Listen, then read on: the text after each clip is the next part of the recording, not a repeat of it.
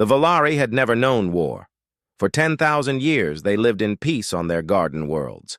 Their bodies were small and delicate, built for a planet with gentle gravity and soft winds. They had no claws, no fangs, no armor. They had never needed such things. The Galactic Accord protected them. The great alliance of civilized species kept the darkness away, until the dread came. Kira was young, barely 20 cycles old. She worked as a scout on Serenity 7, a beautiful colony world covered in purple forests and silver lakes. Her job was simple. She watched the skies and reported what she saw. For 3 years, she saw nothing but stars and trade ships. Then the sky turned black.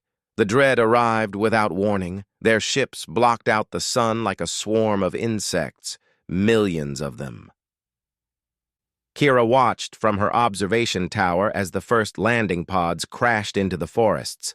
She heard the screams begin within minutes. The dread were monsters. They stood on 6 legs, their bodies covered in hard black shells. They had no eyes that Kira could see, but they could smell living things from miles away. They did not come to conquer. They came to feed.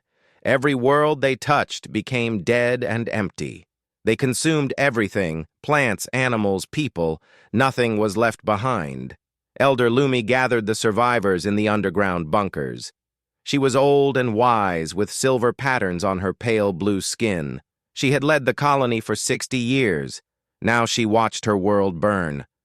"The Accord will send help," she told her people. "We must hold on. Help will come." But help did not come. The Galactic Accord sent a defense fleet. 12 warships arrived to save Serenity 7. The dread destroyed them in 4 hours. Kira watched the battle from the bunker's sensors. She saw the ships explode one by one. She saw escape pods get swallowed by dread carriers. She saw hope die. The Accord sent a message after that. "We are sorry. Serenity 7 is lost. We cannot send more ships. The risk is too great. May your spirits find peace."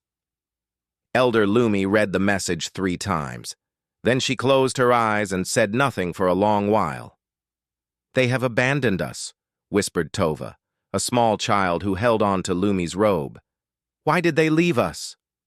Lumi had no answer, but Kira did. Deep in the bunker, there was an old machine, a communication device from before the Accord, from the ancient times when the Valari had explored space alone. It was powerful enough to send a signal across the entire galaxy. It was also illegal. The Accord had forbidden its use. The signal would reach everyone, including the quarantined sectors, the dangerous zones, the death worlds. Kira did not care about laws anymore. Laws meant nothing when her people were being eaten alive. She activated the machine in secret. She recorded a message with shaking hands and tears running down her face. "Please," she said into the recorder, "please, anyone who can hear this, we are dying. The dread are killing us. We have children here, families. We cannot fight. We have nowhere to run. If anyone can help us, please come, please. We will do anything. Just please help us." She sent the signal. It flew across the stars at impossible speed, reaching every corner of the galaxy. Most species ignored it. The Valari were already considered dead. Why waste resources on ghosts? But the signal also reached a small blue planet in a quarantined sector, a planet labeled in Accord databases as Class 12 Death World Extreme Danger. A planet called Earth. Captain Do-Hyun Park was drinking coffee when the signal arrived. He was a tall man with a calm face and steady hands. He had served in the United Earth Space Command for 20 years. He had fought pirates, criminals, and once a rogue AI. He thought he had seen everything. Then he heard the voice of a young alien girl begging for someone to save her people. He played the message for his crew on the bridge of the UESC Iron Resolve. Lieutenant Yuna Bayek stood with her arms crossed, her sharp eyes fixed on the speaker. Sergeant Taeho Kim cracked his knuckles, his massive frame tense with anger. Dr. Hana Choi wiped tears from her eyes. Private Jiho Shin, the youngest of them, stared at the floor with a pale face. "The Valari?" Hana said softly. "I read about them in xenobiology texts. They are peaceful, gentle. They have never harmed anyone in their entire history." "And now something is eating them alive," Taiho growled, "while the rest of the galaxy watches." "It is not our sector," Yuna said carefully. "Command will never approve a mission. The Accord has quarantined us for a reason. They think we are monsters." "Maybe we are," Do-hyun said. He set down his coffee and stood up. "But monsters can be useful." He walked to the communication console and opened a channel to Earth Command. The response was what he expected. No authorization, no support. The mission was too risky. The Valari were not their concern. Humanity had enough problems. Do-hyun listened to all of it. Then he closed the channel. "Captain?" Jiho asked nervously. "What do we do?" Do-hyun looked at his crew, his family. He had served with most of them for over a decade. He knew their faces, their fears, their dreams. He knew what he was about to ask of them. "Someone out there is crying for help," he said. "They sent a message to the whole galaxy and no one answered. No one except us." He paused. "I am going. I will not order any of you to follow. This is not an official mission. If we go alone. If we die, no one will remember us. But if we do nothing, I will not be able to live with myself." Silence filled the bridge. Then Taiho stepped forward. "I was getting bored anyway." Yuna nodded. "Someone has to keep you idiots alive." Hana smiled through her tears. "I became a doctor to help people. All people." Jiho swallowed hard. He was scared. Everyone could see it. But he straightened his back and said, "I joined the military to do something that matters. This matters." Do-hyun looked at them all. Pride swelled in his chest. "Then let us go save some people." The Iron Resolve turned toward Valari space. The ship was alone. It carried only 42 humans. They had no backup, no support, and no guarantee of survival. But they had something else. Something the galaxy had forgotten existed. They had the will to help. The stars blurred as the ship jumped into hyperspace. Somewhere across the galaxy, a young Valari girl named Kira waited in a dark bunker, hoping that someone had heard her voice. Someone had, and they were coming. The Iron Resolve dropped out of hyperspace at the edge of the Serenity system. What the crew saw made them go silent. Wreckage floated everywhere. Broken ships drifted in the void, their hulls torn open like wounded animals. Some still had lights blinking inside them. Emergency beacons called out for rescue teams that would never come.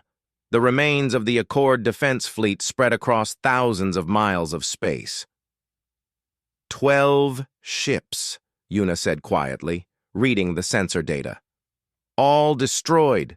Some of them were bigger than anything we have ever built. And the things that killed them are still down there, Taiho added. He pointed at the planet below. Serenity 7 was covered in dark clouds. Fires burned across entire continents. Even from orbit, they could see the swarm moving across the surface like a living shadow. Captain Do-hyun studied the planet for a long moment. His face showed nothing, but his hands gripped the armrest of his chair tightly. "Take us down," he ordered. "Find the survivors." Deep underground, the Valari detected the approaching ship. Their sensors were old, but still working. Elder Lumi watched the screen with tired eyes. Another ship. Another enemy, perhaps. What did it matter now? Then the ship's identification codes appeared. The computer translated them into Valari text. Unknown species. Origin, Sol system. Planet classification, Deathworld Class 12. Species classification, Apex Predator. Threat level, extreme. The bunker fell into panic. "Deathworlders!" someone screamed. "They have come to finish us!" "The predators from the quarantine zone." "We are dead." "We are all dead!" Elder Lumi raised her hands for silence. Her heart was beating fast, but she forced herself to stay calm. We do not know why they are here. Perhaps they intercepted our signal. Perhaps they come with different intentions. Different intentions? A frightened colonist pointed at the screen. They come from a world where everything tries to kill everything else. They are monsters. Their own planet tries to murder them every day, and they survive anyway. What chance do we have against such creatures? Kira stepped forward. Her voice was small but steady. I sent the signal, she admitted. I called for help. Maybe they answered. Everyone stared at her. You called the Deathworlders here? The colonist's voice was high with terror. You have doomed us! Before anyone could respond, the communication system crackled to life. A new voice came through the speakers. It was soft and warm, speaking in accented but clear galactic common. This is Dr. Hana Choi of the human vessel Iron Resolve. We received your distress call. We have come to help. Please respond if you can hear us. We mean you no harm. I repeat, we are here to help. The bunker went completely silent. Elder Lumi approached the communication console slowly. Her hands trembled as she activated the microphone. This is Elder Lumi of the Serenity 7 colony. We hear you. She paused, searching for words. You say you come to help. Why? You do not know us. We have nothing to offer you. There was a brief silence. Then a different voice responded. Deeper, calmer. The voice of someone used to command. My name is Captain Do-hyun Park. We do not need payment. We do not need rewards. We heard someone calling for help. That is enough. Lumi did not understand. In her entire life, she had never heard of anyone risking their lives for strangers without expecting something in return. It made no sense. We are sending a shuttle, Do-hyun continued. 5 of us will come down. We want to see your situation and find out how we can help. Will you allow us to land? Lumi looked at her people. She saw fear in every face. But she also saw something else. A tiny spark of hope. You may land, she said finally. But I warn you, we cannot defend ourselves. If you intend to harm us, we cannot stop you. We do not intend to harm anyone except the creatures attacking you, Do-hyun replied. We will see you soon. The shuttle descended through ash and smoke. Yuna piloted it with steady hands while the others checked their weapons and equipment. Taiho carried a massive gun that weighed more than some Valari adults. Hana had packed enough medical supplies to treat 100 patients. Jiho gripped his rifle tightly, trying to hide his nervousness. Do-hyun looked out the window at the burning world below. Somewhere down there, people were waiting for them. People who had never seen a human before. People who expected monsters. The shuttle landed near the bunker entrance. The humans climbed out into air that smelled of fire and death. Ash fell from the sky like gray snow. The bunker door opened slowly. Elder Lumi emerged first, followed by a small group of Valari guards. The guards carried simple weapons, tools, really, not designed for real combat. Then Lumi saw the humans clearly for the first time. She stopped walking. Her entire body froze. The humans were huge, twice her height, maybe more. They walked on 2 legs with heavy steps that shook the ground slightly. Their eyes faced forward like all predators did. They had teeth designed for tearing meat. Their bodies were thick with muscle and covered in strange armor. And yet, they did not attack. The largest human, the one with the big gun, nodded at her politely. The female with the sharp eyes scanned the area for threats, her body positioned protectively in front of the others. The one with medical supplies smiled gently. Then the leader stepped forward. He was tall with a face that showed both strength and kindness. He walked slowly, carefully, as if trying not to frighten her. When he reached Lumi, he did something she did not expect. He knelt down. He lowered himself to her level so their eyes could meet. His expression was soft and sincere. "Elder Lumi," he said, "we heard you calling. We came." Lumi stared at him. This creature from a death world, this apex predator that the galaxy feared, had crossed the stars to kneel before her and offer help. Tears filled her eyes. She had not cried since she was a child, but now she could not stop. "Thank you," she whispered. "Thank you for coming." Do-hyun nodded. "Tell us everything. How many survivors are there? Where is the enemy? What resources do you have?" Lumi led them into the bunker. The Valari inside pressed against the walls, terrified of the giants walking among them. Children hid behind their parents.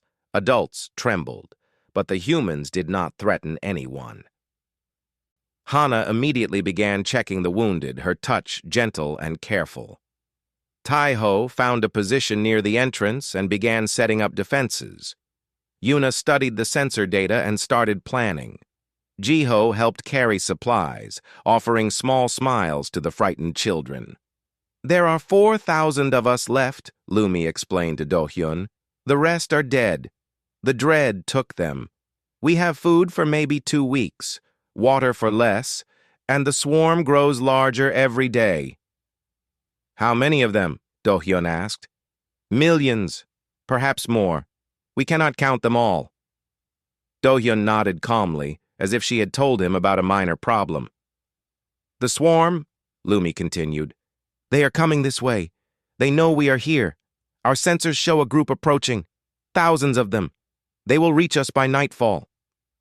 "Then we have work to do," Do-hyun said. He stood and looked at his team. "We hold this position. We protect these people. Whatever comes through that door dies." Yuna checked her weapon. "Understood." Taiho grinned. "Finally something to shoot." Hana finished treating a wounded child and nodded. "I will be ready." Jiho swallowed hard but stood straight. "I am with you, Captain." Elder Lumi watched them prepare. These strange creatures from a deadly world moved with purpose and confidence. They did not run. They did not hide. They faced the coming darkness with steady hearts. She still did not fully understand them, but for the first time in weeks, she believed her people might survive. Outside, the sun set behind clouds of ash. In the distance, the dread began to march toward the bunker, thousands of clicking legs, thousands of hungry mouths. The humans checked their weapons and waited. The battle was about to begin. The canyon leading to the bunker was narrow and long. Tall rock walls rose on both sides, creating a natural choke point. Only 50 creatures could pass through at one time. For the Valari, this had been a death trap. For the humans, it was a killing ground. Taiho set up his heavy gun at the canyon entrance. He piled ammunition boxes around his position like a small fortress. Yuna positioned herself on a rocky ledge above, her rifle ready to pick off targets from distance. Jiho took the left flank with grenades and a standard rifle. Hana stayed behind with the wounded, but she kept a pistol at her side. Do-hyun stood at the center, watching the darkness at the end of the canyon. The sensors showed the swarm approaching, 5,000 dread, maybe more. Against 5 humans. "Captain," Jiho said nervously, "the numbers do not look good." "They never do," Do-hyun replied calmly. "Focus on what is in front of you. Kill what you can. Trust your team." The Valari watched from behind the barricades the humans had built. They could not understand what they were seeing. These 5 creatures planned to fight an army. It was madness, beautiful, terrifying madness. Elder Lumi stood with young Tova beside her. The child held onto her robe with tiny fingers. "Will they win?" Tova asked. "I do not know," Lumi admitted honestly. "But they will fight. That is more than anyone else has done for us." The first dread appeared at the canyon entrance. It was massive, larger than the humans, with 6 legs and a body covered in black armor. Its mouth opened to reveal rows of teeth designed for crushing bone. Behind it came more, hundreds more, Thousands more. The sound of their legs clicking against stone filled the air like thunder. Taiho smiled. Finally, he opened fire. The heavy gun roared like an angry god. Bullets tore through the first wave of dread, ripping them apart in explosions of black blood and broken shells. Bodies piled up at the canyon entrance. The creatures behind climbed over their dead and kept coming. Yuna fired from above, each shot precise and deadly. She aimed for the joints where the armor was weak. Every bullet found its mark. She did not waste ammunition. She did not miss. Jiho threw grenades into the thickest parts of the swarm. The explosions scattered bodies in all directions. His hands shook, but he kept throwing. He kept fighting. The Valari watched in stunned silence. The humans moved like machines, efficient and relentless. They showed no fear. They showed no hesitation. They killed and killed and killed. But the dread kept coming. The first wave broke through Taiho's field of fire. 20 creatures made it past the bullets and charged toward the barricades. Do-Yun stepped forward to meet them. He moved faster than the Valari thought possible. His combat blade flashed in the dim light, cutting through armored bodies like they were made of paper. He ducked under a claw strike, spun, and took off a creature's head. Another lunged at him from behind. He caught it by the throat and threw it into 2 more, then shot all 3 with his pistol. In 10 seconds, 20 dread lay dead at his feet. "Push them back," he shouted. "Do not let them reach the bunker." The battle raged for an hour, then 2, then 3. The humans did not stop. They could not stop. Every moment of rest meant dead Valari. So they fought through exhaustion, through pain, through fear. Jiho took a hit during the second hour. A dread claw caught him across the chest, cutting through his armor and into his flesh. He fell backward with a cry of pain. Any Valari would have died from such a wound. Their bodies were too fragile, too delicate. Blood loss alone would have killed them in minutes. But Jiho did not die. He pressed his hand against the wound, gritted his teeth, and stood up again. Blood ran down his armor in dark streams. His face was pale with pain, but he raised his rifle and kept shooting. Hana ran to him during a brief pause in the fighting. She worked quickly, injecting medicine and applying bandages. Her hands were steady despite the chaos around her. "You should rest," she told him. "Later," Jiho gasped. "After they are all dead." Hana nodded and returned to her position. The Valari who saw this exchange could not believe it. The young human was wounded badly enough to kill 3 of their kind, and he simply continued fighting, as if pain was just another problem to ignore. The third hour brought the worst assault yet. The dread had learned from their losses. They attacked from multiple directions, climbing the canyon walls to flank the human positions. Yuna saw them coming. "Left flank is breached." Do-Yun was pinned down at the center. Taiho could not turn his heavy gun fast enough. Jiho was reloading. Yuna ran. She sprinted across the rocks toward the breach, drawing her combat blade as she moved. She reached the gap just as the first dread climbed over the wall. What happened next would become legend among the Valari. Yuna fought alone against the swarm for 7 minutes. She moved like water, like wind, like death itself. Her blade cut through armor and flesh without slowing. When creatures grabbed her, she broke their limbs and kept fighting. When they surrounded her, she danced through them, leaving corpses in her wake. She killed 43 dread in close combat. By herself, with a blade. When Taiho finally arrived with support, he found Yuna standing in a circle of bodies. She was covered in black blood. Her armor was dented and scratched. Her breathing was heavy. But she was alive. "Took you long enough," she said. Taiho laughed. "Sorry. Traffic was bad." The battle continued. But the tide had turned. The dread's assault was weakening. Their numbers were too reduced to maintain the pressure. The bodies piled so high that new attackers had to climb mountains of their own dead. Then something happened that made the humans fight even harder. Young Tova, the Valari child, had wandered too close to a side tunnel. No one saw the lone dread that had crawled through underground passages. No one except Do-hyun. He saw the creature emerge behind the child. He saw its claws reach for her small body. He saw death coming for an innocent life. Do-hyun moved without thinking. He abandoned his position, sprinting across the battlefield.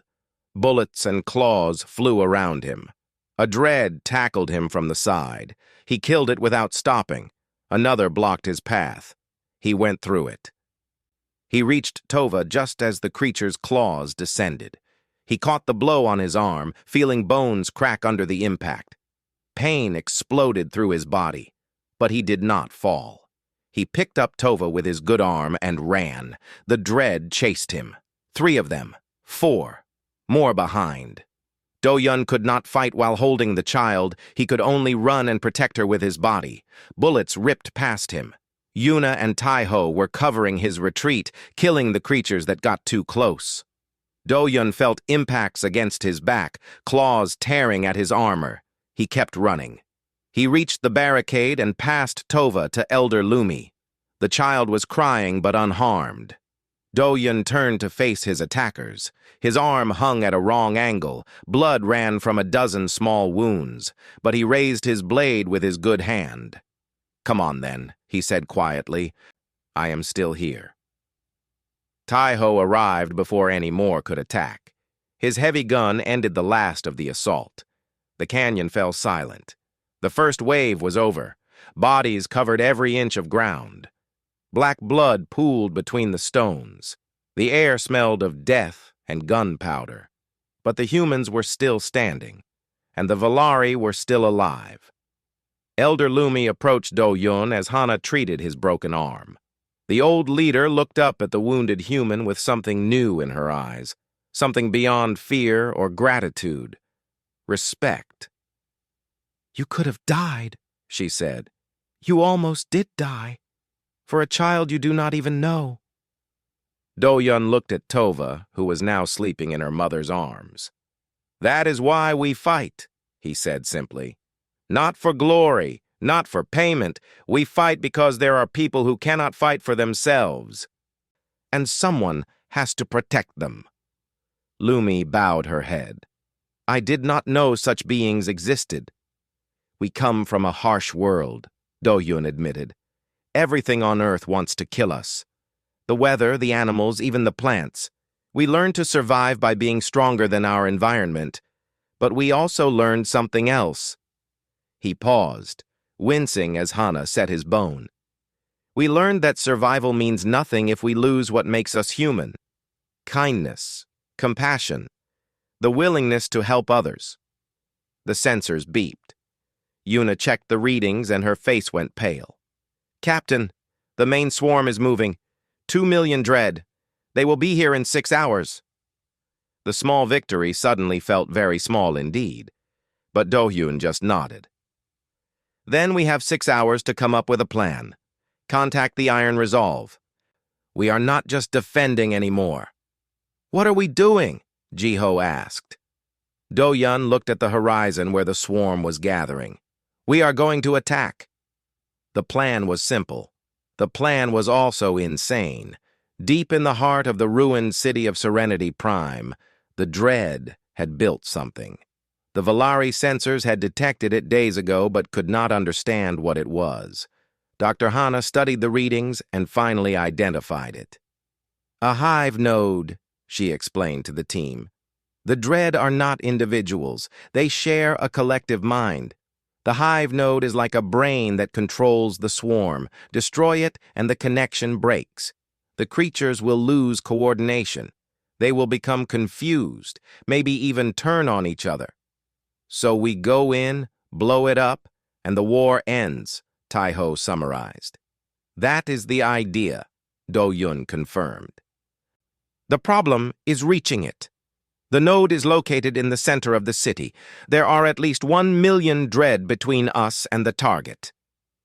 The room fell silent. 1 million. Even for Deathworlders, those numbers were terrifying. "We cannot fight through that many," Yuna said flatly. Not even us.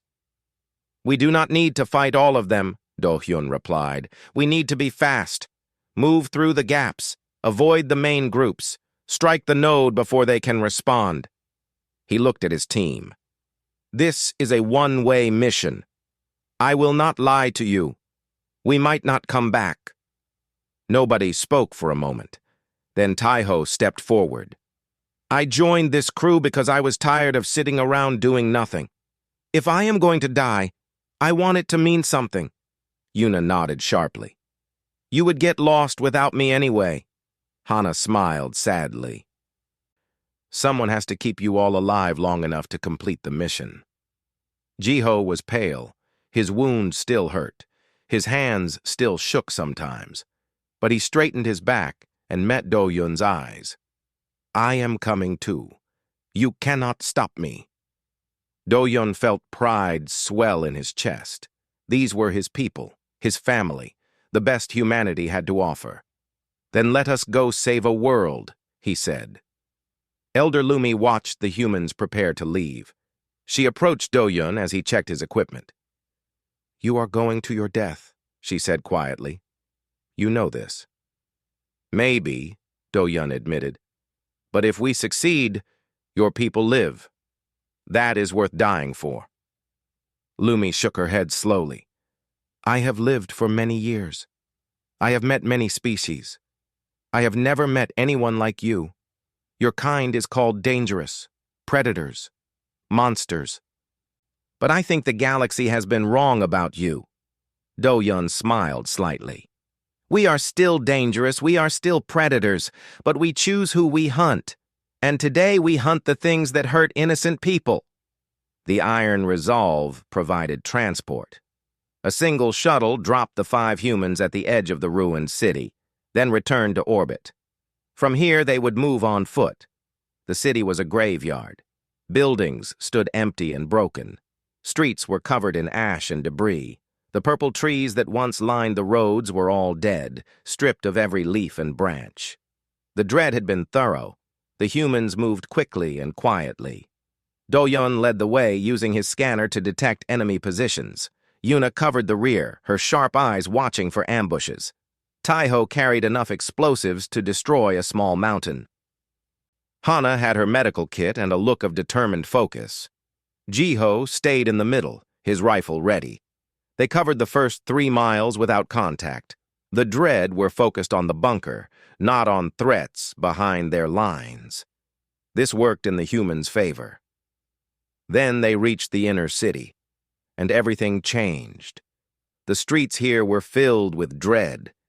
Thousands of them moved in organized patterns, carrying organic material to the hive node.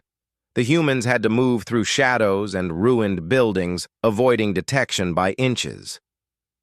Contact in 30 meters, Yuna whispered. Patrol of 20. They are between us and the next safe zone.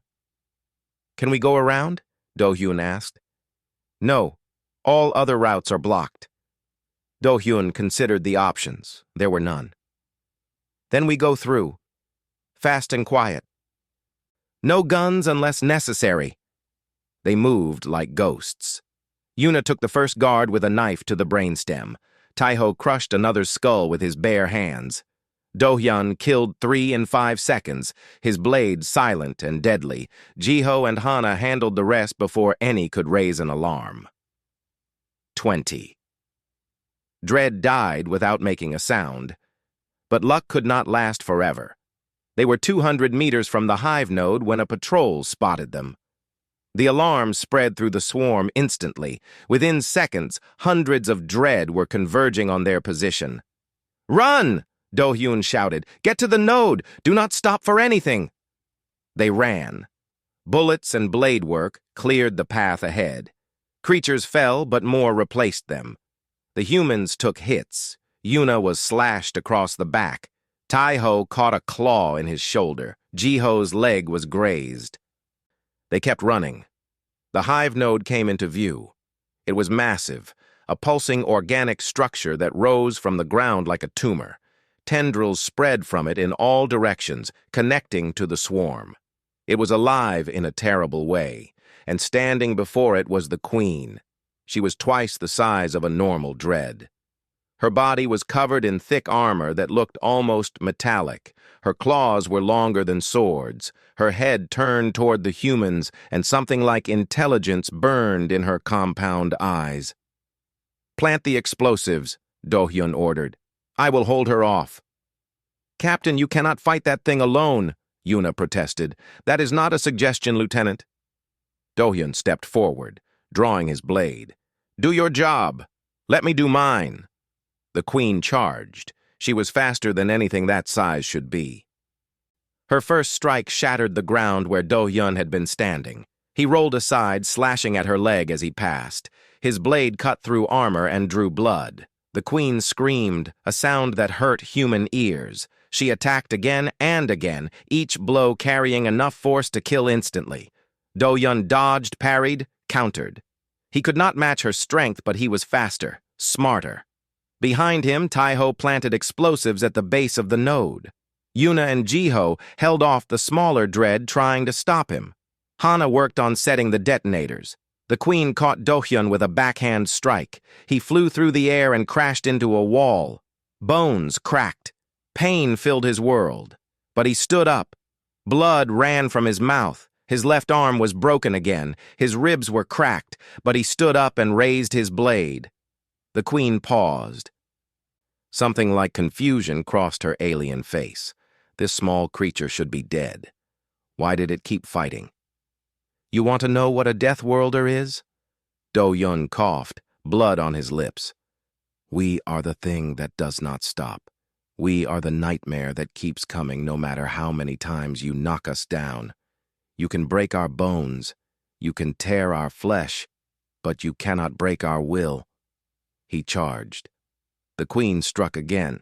Her claw impaled him through the shoulder, lifting him off the ground. Do-hyun screamed but did not drop his blade. With his last strength, he drove it through her eye. The queen shrieked and threw him aside. She stumbled backward, clawing at the blade stuck in her skull. "Now!" Taiho shouted. The explosives detonated. The hive node exploded in a burst of organic matter and fire. The queen was caught in the blast, her body torn apart by the force. The psychic connection that held the swarm together shattered like glass. Across the planet, 2 million dread suddenly lost their shared mind. They collapsed into chaos, attacking each other, running in random directions, falling still in confusion. The battle was over, but the humans were trapped. Fire surrounded them. The explosion had sealed their only exit. They huddled together in a small pocket of safety as the world burned around them. "Iron Resolve, this is ground team," Yuna spoke into her communicator. "Mission complete, node destroyed, but we are trapped, no extraction possible." Silence answered her. Then a voice came through, filled with static. "Ground team, this is Iron Resolve. Hold your position. We are coming." "The ship cannot enter atmosphere," Hana said. "It was not designed for it." "Tell that to the crew," the voice replied. Through the smoke and fire they saw it, the Iron Resolve, descending through the atmosphere. The ship's hull glowed red from the heat. Metal groaned and twisted. Systems failed one by one, but it kept coming. The ship landed in a crash that shook the ground. The cargo bay doors opened, and crew members in fire suits rushed out. They grabbed the wounded ground team and pulled them aboard. Do-hyun was barely conscious. His body was broken in a dozen places. But he saw his crew around him. He saw them alive. "Did we win?" he whispered. Yuna took his hand. Her face was streaked with blood and tears. "We won, Captain, we won!" The Iron Resolve lifted off, leaving the burning city behind. In orbit, the crew watched the swarm collapse. The dread that survived fled the planet in their ships, scattering into the void. Serenity 7 was saved, and 5 humans had done the impossible. 3 months passed. Serenity 7 was healing. The fires were out. The ash had settled. The purple forests were beginning to grow again, small shoots pushing through the dead soil. The Valari had emerged from their bunkers and started rebuilding their homes. The Galactic Accord had finally sent aid. Ships arrived with food, medicine, and construction materials. Representatives from a dozen species walked the ruined streets, seeing for themselves what had happened. They saw the mountains of dead dread. They saw the destroyed hive node. They heard the stories, and they could not believe what they heard. 5 humans, just 5, against millions. The crew of the Iron Resolve recovered at a Valari medical station. The Valari doctors had never treated humans before, and they found the experience fascinating and somewhat terrifying. "Your bones are knitting together on their own," one doctor told Do-hyun with amazement. "At this rate, you will be fully healed in weeks. The same injuries would take us years to recover from if we survived at all." Do-hyun just shrugged. "We come from a tough world. Our bodies learned to fix themselves quickly, or we did not survive." The scars he would carry for the rest of his life did not bother him. Neither did the slight stiffness in his rebuilt shoulder. These were marks of what he had done, what his team had done. He wore them with quiet pride. His crew healed in their own ways. Yuna spent hours training with Valari guards who wanted to learn human fighting techniques. She was patient with them, adjusting her methods to account for their smaller, more fragile bodies. "You do not need to become predators," she told them. "You just need to learn that you can fight back, that you are not helpless." Taiho became something of a celebrity among the Valari children. They were still scared of him, this giant creature who could crush rocks with his bare hands. But he was gentle with them, letting them climb on his shoulders and telling them silly stories in broken Valari language. The children learned that monsters could be kind. Hana wrote papers about Valari physiology and culture. She worked with local doctors to improve medical treatments for both species. She also spent long hours sitting with survivors who had lost family members, listening to their grief, offering comfort without judgment. Jiho had changed the most. The young soldier who had trembled before his first battle was gone. In his place stood a veteran, quiet and confident. He helped organize the rebuilding efforts, working alongside Valari laborers as an equal. When anyone asked about the battle, he would simply say, "I was with good people. They made me brave." Elder Lumi visited the humans often. She brought gifts, food, flowers, crafts made by grateful colonists. She also brought something more valuable: understanding.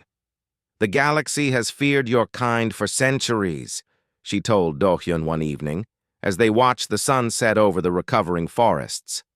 "We called you Deathworlders. We said you were too dangerous to join civilized society. We quarantined your system and pretended you did not exist." "And now?" Do-hyun asked. Lumi smiled, a gesture she had learned from watching humans. "Now I think we were fools. You are not monsters, you are guardians.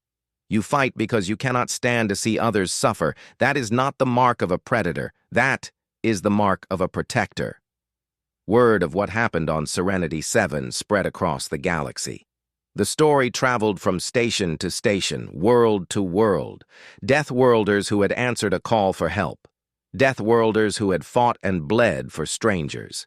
Deathworlders who had refused to let innocent people die. The Galactic Accord called an emergency assembly to discuss the situation.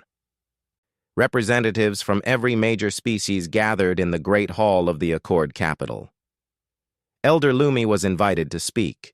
She stood before the assembly, her small figure dwarfed by the massive chamber. Thousands of eyes watched her.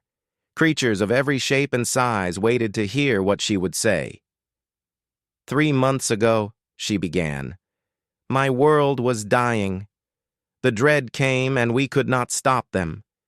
We called for help and the Accord could not save us. We were alone." She paused, letting the silence stretch. Then the humans came.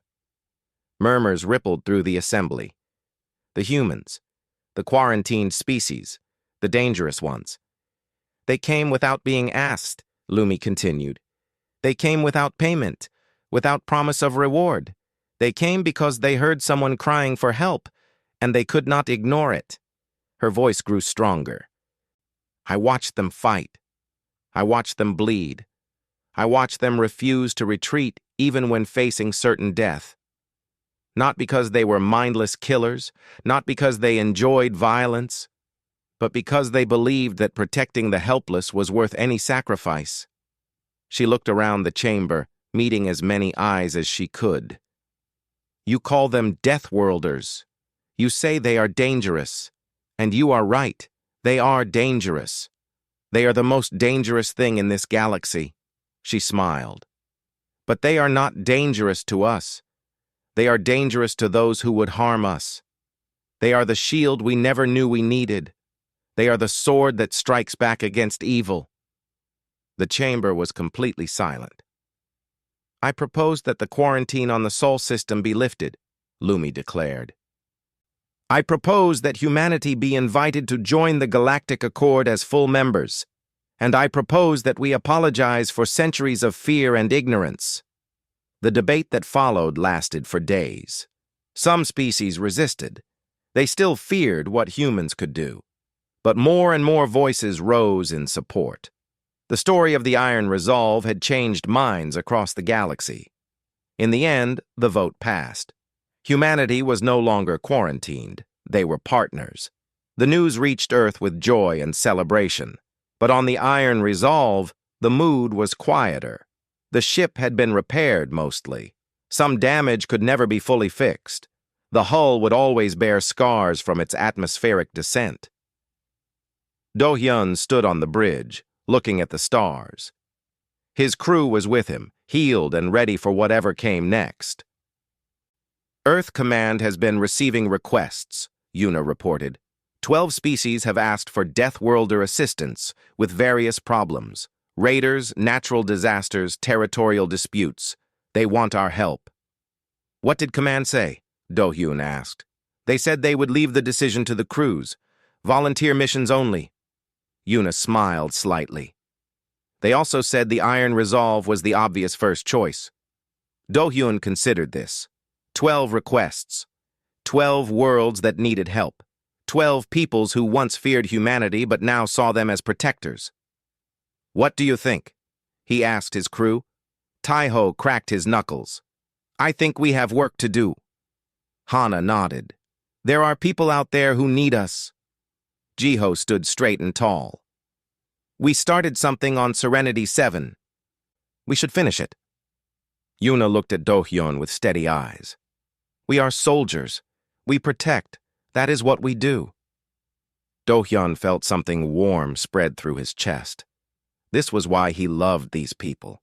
This was why humanity would succeed among the stars. Not because they were the strongest or the smartest, but because they cared. A new signal came through. Another distress call. Another world in trouble. They are calling for help, Yuna said. Do-hyun smiled and took his place in the captain's chair. Then we answer. The Iron Resolve jumped into hyperspace, leaving Serenity 7 behind, but the bond between humans and Valari would never fade. Across the galaxy, species who had once trembled at the thought of Deathworlders now looked to the stars with hope instead of fear. Because out there, somewhere in the dark between worlds, there were humans. Creatures from a deadly planet who had somehow learned to turn their strength into protection, their ferocity into courage, their survival instincts into sacrifice. The galaxy had many dangers. Monsters lurked in every shadow. Evil existed in countless forms. But now the galaxy had something else too, guardians. And when someone cried for help, the Deathworlders would answer. Always. Young Tova, now safe on her healing world, kept a small crystal in her pocket. A friendship crystal, the most sacred gift a Valari could give. She had pressed it into Captain Do-hyun's hand before he left, and he had accepted it with a gentle smile. In return, he had given her a patch from his uniform, a small emblem showing the Earth rising over stars. What does it mean? She had asked. It means home, Do-hyun had replied. It means that no matter how far we travel, we remember where we came from. And it means that if you ever need us again, you know where to find us." Tova looked up at the night sky often now. She was no longer afraid of the darkness, because she knew that somewhere out there, beyond the stars she could see, there were humans watching, waiting, ready to answer the call.